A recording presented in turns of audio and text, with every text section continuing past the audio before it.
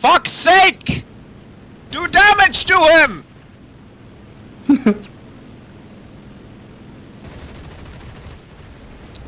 motherfucker! Grievous is just adding Dexter to the enemy aircraft. I've been putting dents into that mate for a good fucking minute, and you swooped in and just fucking took it. You're the worst. Grievous, what you have?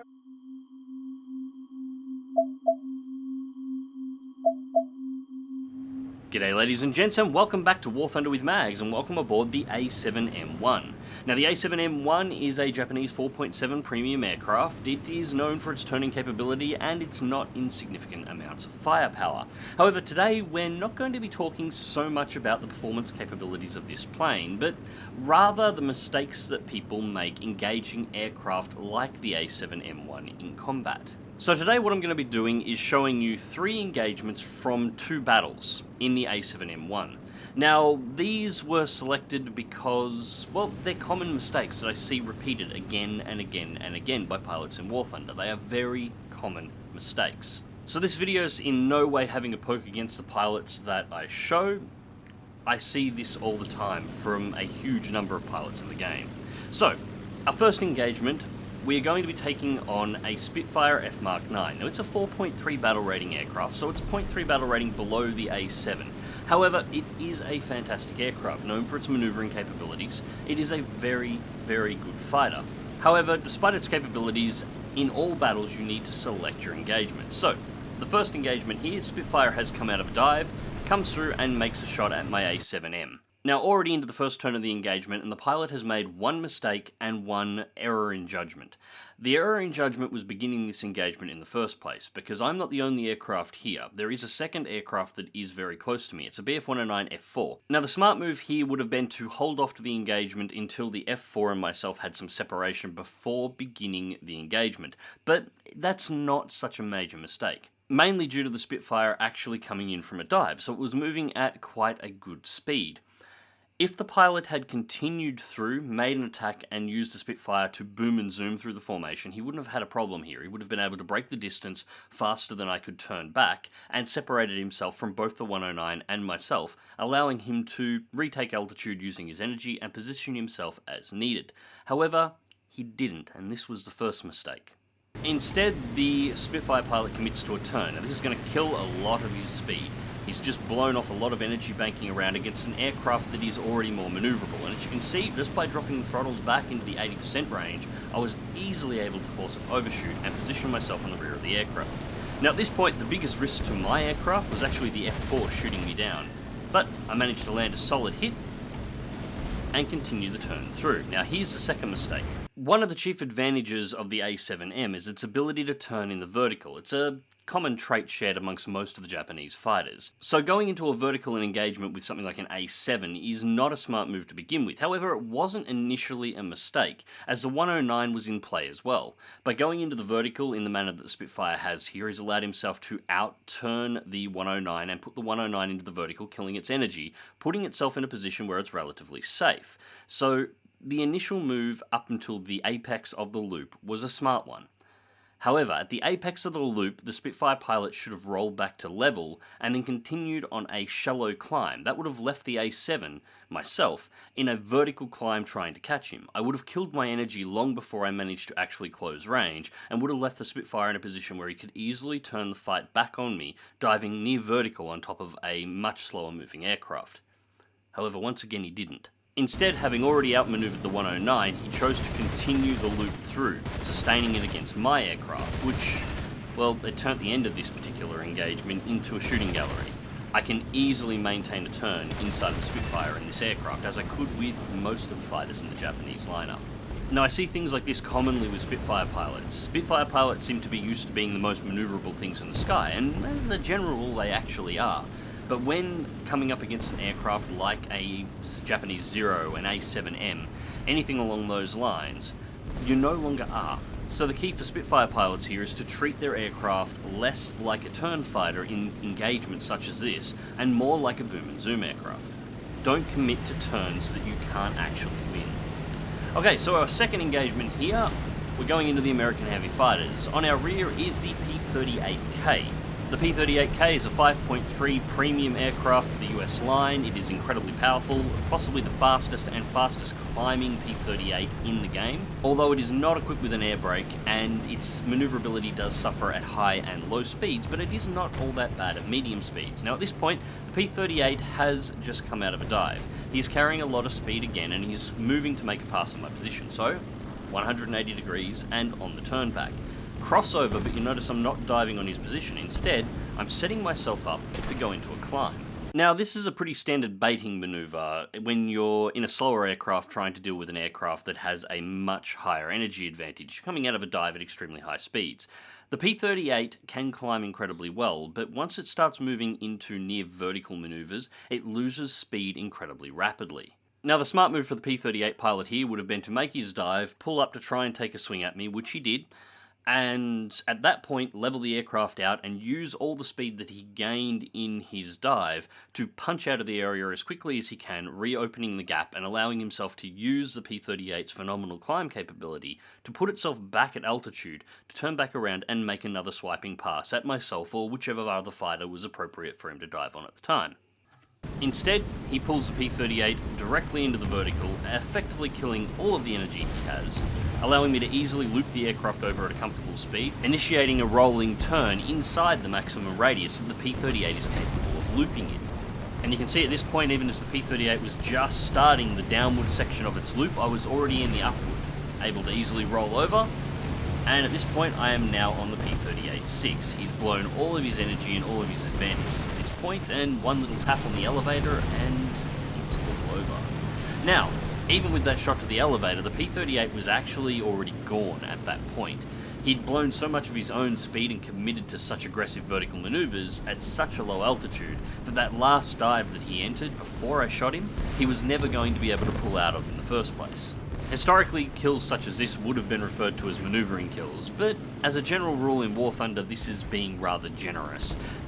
The P-38's initial attack here was actually perfectly fine, but almost as soon as he did not get the kill, he immediately threw away his speed advantage, he threw away the climb advantage that his aircraft would have had in that situation, and committed to a turning fight that he would not have been able to win in any circumstance.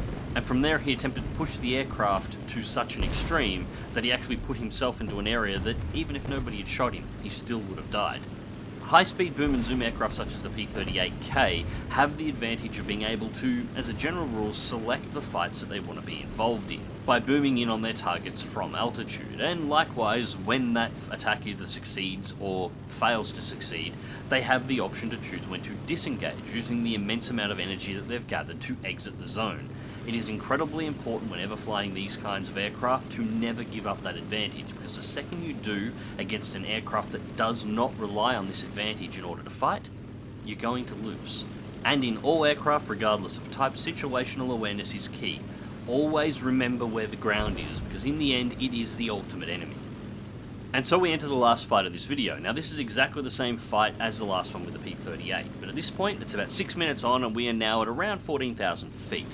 P-51 has just appeared on my rear, as has a P-47N. Now this is a P-51D and a P-47N, both closing in, looking to engage me. The P-47 has gone into a dive, has picked up as much speed as it possibly can, and is now in a very gentle climb to my position. He's the most direct threat here, but he's also relatively easy to avoid. Hard left bank, half roll underneath, dip underneath the aircraft, and then start picking up altitude. And then we come into the P-51. Now he has a position where he could have dived, so make sure I maneuver away from him into the vertical to close the distance rapidly, loop back around and drop back in on the P-47. Now, I just want to check what the P-47 is up to at this point to see whether or not he's turned back. And as it turned out, he made the smart move. He didn't. He wouldn't have been able to sustain a turn fight with me, even in something as powerful as the P-47N, so he spotted other targets further down the line and just maintained his energy, moving on to the next target. This is probably the smartest play for his aircraft in this situation, so no problems there.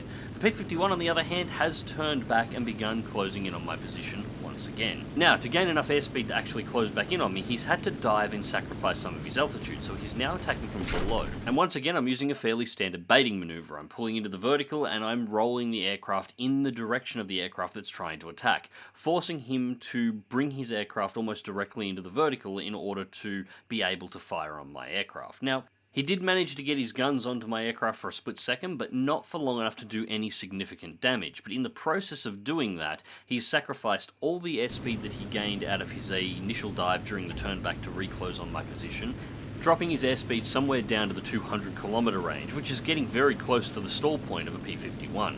Now, having been pushed into such a slow speed, the smart move at this point would have been to point the nose straight down and just dive away and try and open a gap against my A7M. But instead, he goes into what is essentially the single most common American mistake outside of ground pounding, attempting to turn fight an aircraft designed to turn fight in an aircraft not designed to turn fight. As a result, I've already managed to get one solid hit, returning the damage he gave to me with interest, and have now managed to force the P-51 into the dive it should have taken initially. But at this point, I managed to get so close as a result of those turns, I was able to punch a hole in the P-51. Now it's got engine damage, so he's in a world of trouble. Now, if you watch closely here, he's actually making a second mistake. The P-51 can outrun the A7, but he's not here. If you watch that dive closely, you'll see the pilot was wobbling the aircraft. This is generally referred to as the Noob Wobble. It's a way of trying to have one player throw off the guns of a pursuing aircraft, and it's called the Noob Wobble for a reason. Not only is it relatively predictable, and it is still possible to hit an aircraft fairly reliably if you follow the motions, as people tend to continually repeat the same actions, but what it also does in a situation like this is it slows your aircraft down.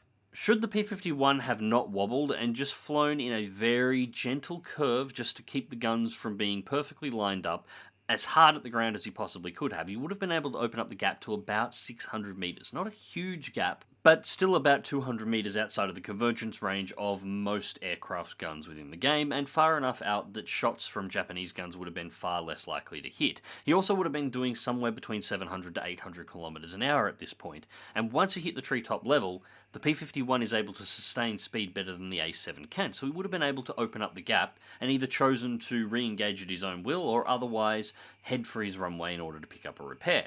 However, as you can see, I was able to easily keep the P-51 at around 380 to 400 meters, almost perfectly on my convergence range the whole way through that dive, and was able to maintain a higher speed into the treetops at such a level that even I had to pull myself out.